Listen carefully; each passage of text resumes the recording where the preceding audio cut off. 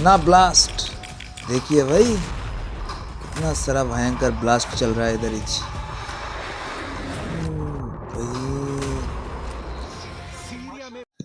दोस्तों आज एक बहुत बढ़िया न्यूज मेरा सामने आया, जो कि अमेरिका में जलते हुए आप लोग देखे होंगे, लेकिन सीरिया में अभी क्या चल रहा है, पूरा देश 2-3 देश मिलके सीरिया का ऊपर हमला किया है उसको दखल करने के लिए। तो आज की इस वीडियो में बहुत कुछ ऐसे चीज के बारे में जानाया गया है और समझाया गया है, जो कि आप भी लाइव देखोगे इस वीडियो के साथ, हम भी देखेंगे आपका साथ। तो बहुत कुछ जानने वाला चीज, जो कि अमेरिका, गाजा और तुर्की ने मिलके कैसे सीरिया को इकट्ठा करने के लिए सोच रहा है। वहाँ का सीरिया का पूरा जो कि गार्ड देने वाला आर्मी वाला था, पूरा सब जल के राख हो गया। आज इस वीडियो में पूरा चीज़ एक्सप्लोर करेंगे हम, और आप लोग वीडियो को लास्ट तक देखना, जो कि पूरा चीज़ बारीकी में समझ आ जाएंगे। तो चलिए बिना लेट करे वीडियो को स्टार्ट कर देते हैं।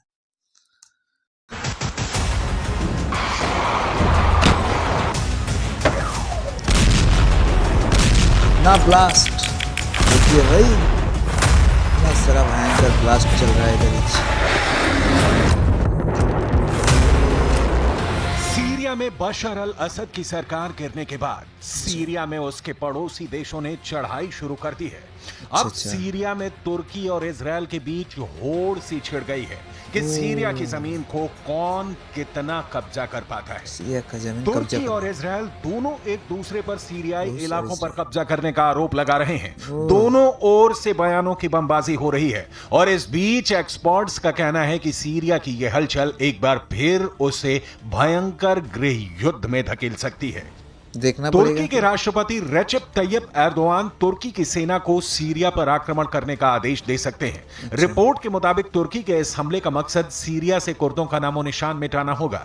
रिपोर्ट में दावा किया गया है कि जब हयात तहरीर अल शाम यानी HTS दमिश्क की ओर बढ़ रहा था, तब तुर्की ने अपने मिलिशिया के साथ मिलकर कुर्दों के खिलाफ मोर्चा खोल दिया था, जो उत्तर पूर्वी सीरिया में हुकूमत चलाता है।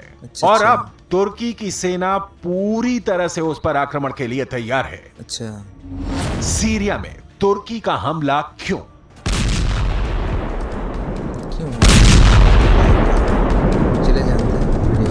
दमिश्क पर जुलानी का संगठन HTS काबिज हो चुका है। राष्ट्रपति असद के सत्ता से बेदखल होने के बाद HTS ने तुर्की और उसके मिलिशिया सीरियाई राष्ट्रीय सेना SNA के साथ हाथ मिलाकर कम से कम 3 जगहों पर कुर्दों के खिलाफ हमले तेज कर दिए। कुर्द सीरियन डेमोक्रेटिक फोर्सेज यानी SDF के शीर्ष कमांडर ने चेतावनी दी है कि अगर तुर्की HTS गठबंधन अपने हमले जारी रखता है तो देश खूनी गृह युद्ध के एक और दौर की ओर आगे बढ़ सकता है। वॉल स्ट्रीट जर्नल ने अमेरिकी और कुर्दों के हवाले से एक रिपोर्ट छापी है, जिसमें बताया गया है कि तुर्की की सेना और मिलिशिया कुर्द नियंत्रित सीरियाई इलाके के साथ तुर्की की सीमा पर आक्रमण के लिए जुट गए हैं। सीरिया में इस्लामिक स्टेट के खिलाफ युद्ध में कुर्द बल अमेरिका के मुख्य सहयोगी रहे। हालांकि तुर्की सीरियाई कुर्दों को दुश्मन मानता है और SDF को कुर्द समूह PKK के बराबर मानता है, जिसे वो तुर्की के अंदर विद्रोह के लिए दोषी ठहराता है और एक आतंकवादी समूह मानता है। वर्षों से तुर्की AANES यानी कुर्दों के कब्जे को सीमित करना चाहता है और उन्हें तुर्की के बॉर्डर से दूर धकेलना चाहता है। इसीलिए सीरियाई कुर्दों पर हमला जारी है। बात सुनिए, तुर्की का तोपखाना कमांडो है तैयार। वॉल स्ट्रीट जर्नल ने यह रिपोर्ट वरिष्ठ अमेरिकी अधिकारियों के हवाले से छापी है, जिसमें बताया गया है कि तुर्की ने सीरिया के बॉर्डर पर अपने कमांडो और तोपखाना सहित अपने सेना और मिलिशिया को तैनात कर दिया है, जिससे लगता है कि तुर्की ने सीरिया पर बड़े आक्रमण का मूड बना लिया है। यह रिपोर्ट तुर्की और कुर्दों के अमेरिका की मध्यस्थता में हुए युद्ध विराम के टूटने के बाद आई है। वहीं फॉक्स न्यूज ने रिपोर्ट किया है कि तुर्की ने कुर्दों को बताया है कि युद्ध विराम समाप्त हो गया है और कुर्दों से कभी भी उनका युद्ध छिड़ सकता है। ऐसा इसलिए हुआ क्योंकि कुर्दों ने कोबानी को लेकर तुर्की के प्रस्ताव को मानने से इनकार कर दिया। तुर्की के आक्रमण की तैयारी से कुर्द सजग हैं। विदेशी मीडिया वॉल स्ट्रीट जर्नल के मुताबिक SDF के एक आला अधिकारी इल्हाम अहमद ने अमेरिका के नवनिर्वाचित राष्ट्रपति डोनाल्ड ट्रंप को एक चिट्ठी भी लिखी, जिसमें बताया गया है कि तुर्की का लक्ष्य आपके पदभार ग्रहण करने से पहले हमारी भूमि पर नियंत्रण स्थापित करना है, जिससे आप हमारे क्षेत्र के शासक के रूप में उनसे जोड़ने के लिए मजबूर हो जाएं। अगर तुर्की अपने आक्रमण के साथ आगे बढ़ता है तो परिणाम भयावह होंगे। तुर्की के आक्रमण से अकेले कोबानी में 2 लाख से ज्यादा कुर्द नागरिक विस्थापित हो जाएंगे, जिनमें कई ईसाई समुदाय भी शामिल हैं। तुर्की लगातार कुर्दों के खिलाफ एक्शन ले रहा है। कुर्दों के 3 ठिकानों पर तुर्की का हमला। 7 और 8 दिसंबर को एनएसए ने मंजीब में कुर्दों पर हमला किया। एनएसए ने कोबानी में एसडीएफ के खिलाफ हमला किया। एचटीएस ने डेयर एजोर को कुर्दों से कब्जा कर लिया। In conversation with the SDF, and we are in conversation with our allies in Turkey, and I should say our other partners in the region are in conversation with Turkey about this question as well. This is not just a United States question. And we are trying to work on a path forward that de-escalates tensions. विदेशी media fox news के मुताबिक तुर्की के इन हमलों ने कुर्दों को भीतर तक डरा दिया है और उन्हें अपने सफाई का डर सताने लगा है। तुर्की ने कोबानी की ओर बढ़ना शुरू कर दिया है और इसे अगर जल्द नहीं रोका गया तो यह बेहद खतरनाक हो सकता है, जो सीरिया में कुर्दों के अस्तित्व को खतरे में डाल सकता है। इससे तुर्की में भयानक गृह युद्ध भी छिड़ सकती है। Understand the very legitimate concerns that Turkey has about the terrorist threat that the PKK poses. We understand the very legitimate concerns that Turkey has about the presence of foreign fighters inside Syria. एक तरफ Syria में तुर्की के लड़ाके और सैनिकों के बम, गोली और बंदूक गरज रहे हैं, तो दूसरी ओर तुर्की के नेताओं की जुबान भी चल रही है। तुर्की ने हाल ही में इजरायल के दक्षिणी सीरिया के गोलान हाइट्स पर कब्जा करने की निंदा की। तुर्की ने अंतर्राष्ट्रीय नियमों को तोड़ने के लिए इजरायल को घेरा। इसके जवाब में इजरायल ने तुर्की पर आरोप लगाया कि वो आतंकी समूहों की मदद से उत्तरी सीरिया के कुछ हिस्सों पर अवैध रूप से कब्जा कर रहा है। इजरायली विदेश मंत्रालय ने अपने बयान में कहा कि तुर्की के इशारे पर कुछ गुटों ने उत्तरी सीरिया के 15% इलाके पर नियंत्रण कर लिया है। एक और कब्जे को लेकर तुर्की सीरिया में हर दिन बढ़ता जा रहा है, तो दूसरी ओर इजरायल के जहाज भी लगातार सीरिया में शोलों की बरसात कर रहे हैं। तुर्की में नेतन्याहू वर्सेस एर्दोआन। इस वक्त सीरिया के आसमान में इजरायल की एयरफोर्स बहुत एक्टिव है। इजरायल के F-15 फाइटर जेट लगातार उड़ान भर रहे हैं और इनको ऐसे ऐसे बमों से लैस किया गया है जिनसे ऐसे धमाके हो रहे हैं कि सीरिया की सेना को मिट्टी में मिलाने वाले इजरायली अटैक ने तेहरान तक दहशत फैला दी है। क्या चल रहा है अभी? हलचल मच रहा है देश विदेशों में। इन हमलों पर जुलानी की भी मुहर लग चुकी है, क्योंकि जुलानी ने ना इसका विरोध किया और ना ही इजरायल से युद्ध करने की ख्वाहिश जाहिर की है, बल्कि ईरान और हिजबुल्लाह को अपना सबसे बड़ा दुश्मन बता दिया है। تخوفات أنتم إن شاء الله البلد رح تنبني. تخوف كان موجود النظام اليوم زاد الحمد لله. بالعكس البلد رايحة للإعمار إن شاء الله وراح الاستقرار الطويل. تعبت سوريا من الحرب فهي مو جاهزة أبدا لتدخل في الحروب ولا ناوية تدخل في الحروب إطلاقا. على العكس مصدر القلق كان فيها هو تواجد ميليشيات الإيرانية وميليشيات حزب الله ووجود النظام نفسه اللي قام بالإنجاز اللي شايفينه أنتم اليوم.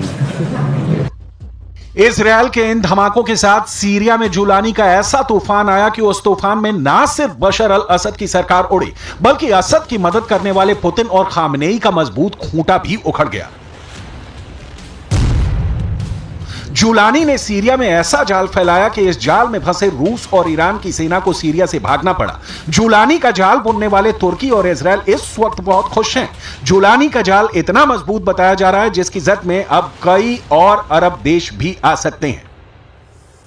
डर है कि इसमें जॉर्डन के राजा किंग अब्दुल्ला भी फंस जाएं और जुलानी का अगला टारगेट जॉर्डन बन सकता है। खौफ सऊदी अरब में भी बढ़ चुका है। यही वजह है कि सीरिया में तख्ता पलट से पहले सऊदी अरब के क्राउन प्रिंस ने बशर अल असद की तरफदारी में कई बातें भी कही थी।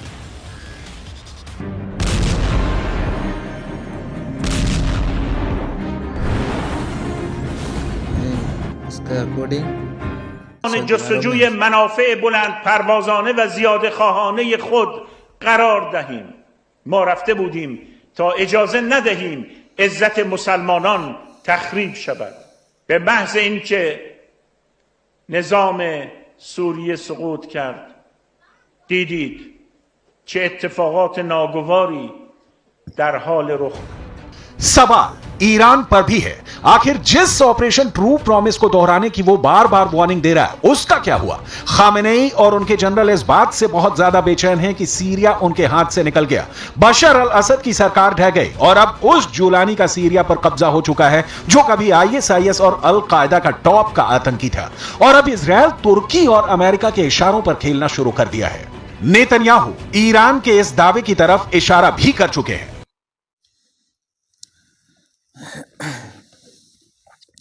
दोस्तों, आप लोग देखे ही होंगे कि अभी फिलहाल में पूरा जो वर्ल्ड में कितना अभी दहशत फैला हुआ है, जो कि हर एक सीरिया में पूरा दखल करने के लिए सोचा है सीरिया को, जो कि गाजा, तुर्की, हमास और अमेरिका सब मिलके अब सीरिया को पूरा पलट देगा, ऐसा सोचा है।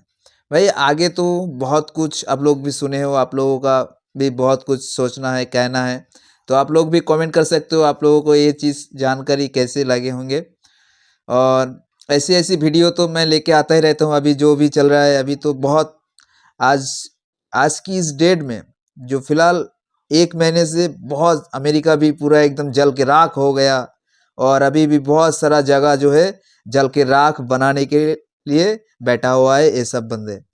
तो फिलहाल क्या चल रहा है क्या नहीं चल रहा है आप लोग भी देखे होंगे।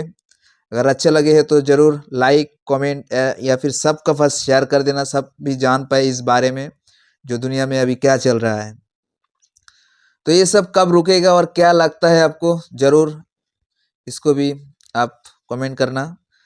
तो आज के लिए इतना ही, फिर मिलते हैं कोई नेक्स्ट धमाकेदार वीडियो के साथ। तब तक के लिए अच्छे रहना, खुश रहना। अस्सलामु अलैकुम।